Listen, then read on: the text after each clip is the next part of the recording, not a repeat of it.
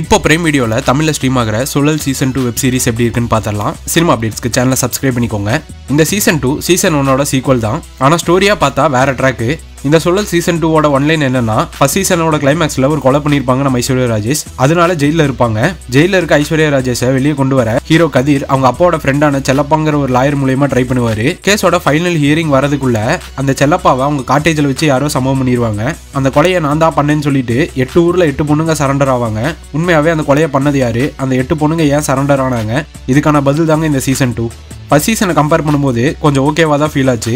சில எபிசோட்ஸ்லாம் நல்லாவே இருந்துச்சு. எனக்கு பர்சனலாக first episode, 4th episode, 7th 8th எல்லாம் சூப்பராகவே இருந்துச்சு. சூரசம்ஹாரம் போர்ஷன்லாம் விஷுவலாக மியூசிக்கோட பார்க்கறதுக்கு சூப்பராகவே இருந்துச்சு.